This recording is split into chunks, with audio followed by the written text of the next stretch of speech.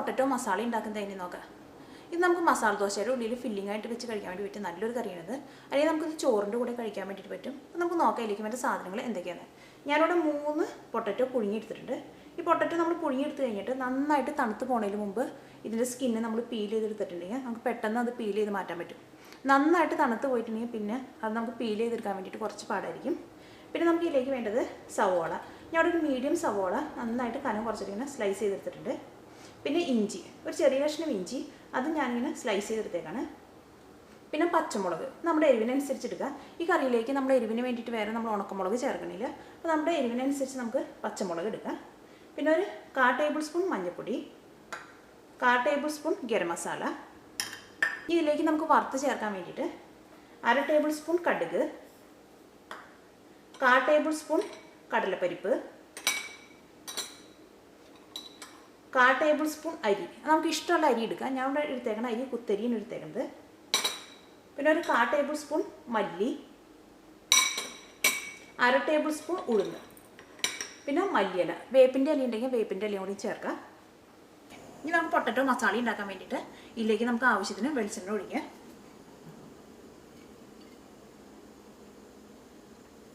ചൂടായ വെളിച്ചെണ്ണയിലേക്ക് ഏറ്റവും തന്നെ നമുക്ക് കടുക് ഇട്ടിട്ട് പൊട്ടിക്കാം. അപ്പോൾ കടുക് നന്നായിട്ട് പൊട്ടിയിട്ടുണ്ട്. ഇനി ഇതിലേക്ക് നമുക്ക് കടലപ്പരിപ്പും അരിയും ചേർക്കാം ഏറ്റവും തന്നെ. കാരണം വെച്ചാൽ ഇത് വറുത്തെടുക്കാൻ വേണ്ടിയിട്ട് കുറച്ച് സമയം കൂടുതലെടുക്കും. നമുക്കൊരു മീഡിയം ഫ്ലെയിമിൽ വെക്കാം. ഇതിലേക്ക് നമുക്ക് അരി ചേർക്കാം. ഇത് പതുക്കെ ഒന്ന് മൊരിഞ്ഞ് തുടങ്ങുമ്പോൾ ഇതിലേക്ക് നമുക്ക് മല്ലിയും ഉഴുന്നും ചേർക്കാം. ഇത് പതുക്കെ ഒന്ന് മൊരിഞ്ഞ് തുടങ്ങിയിട്ടുണ്ട്. ഇതിലേക്ക് നമുക്ക് ഉഴുന്ന് ചേർക്കാം,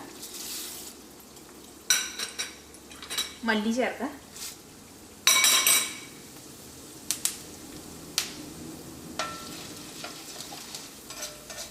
ഇതെല്ലാം കൂടിയിട്ട് എണ്ണയിൽ കിടന്ന് നന്നായിട്ട് മൊരിഞ്ഞ് കഴിയുമ്പോൾ ഇതിലേക്ക് നമുക്ക് സവോളയും ഇഞ്ചിയും പച്ചമുളകും ചേർക്കാം.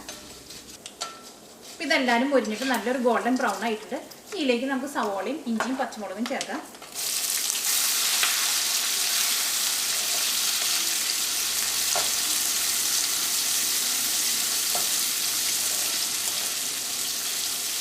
ഈ സവോളയ്ക്ക് മൊരിഞ്ഞിട്ട് നല്ലൊരു ഗോൾഡൻ ബ്രൗൺ ആവണം.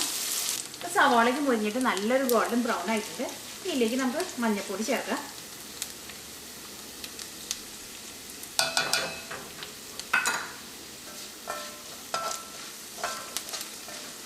അപ്പോൾ മഞ്ഞൾപ്പൊടി എണ്ണയിൽ കിടന്ന് നന്നായിട്ട് മൊരിഞ്ഞിട്ടുണ്ട്. ഇതിലേക്ക് നമുക്ക് ഗരം മസാല ചേർക്കാം. തീ നന്നായിട്ട് കുറച്ച് വയ്ക്കാം.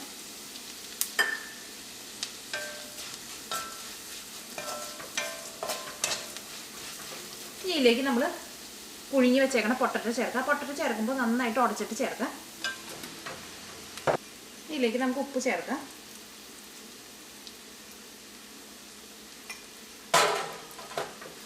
ഇതെല്ലാം കൂടിയിട്ട് നന്നായിട്ടൊന്ന് മിക്സ് ചെയ്യാം. നമുക്ക്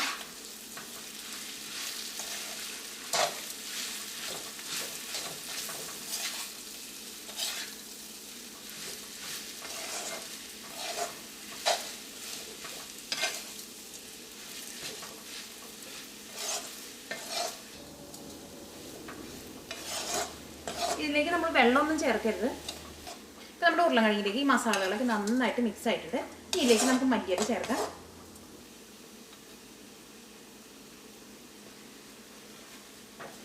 ഇതെല്ലാം കൂടിയിട്ട് ഒന്നുകൂടി നമുക്കൊന്ന് മിക്സ് ചെയ്യാം.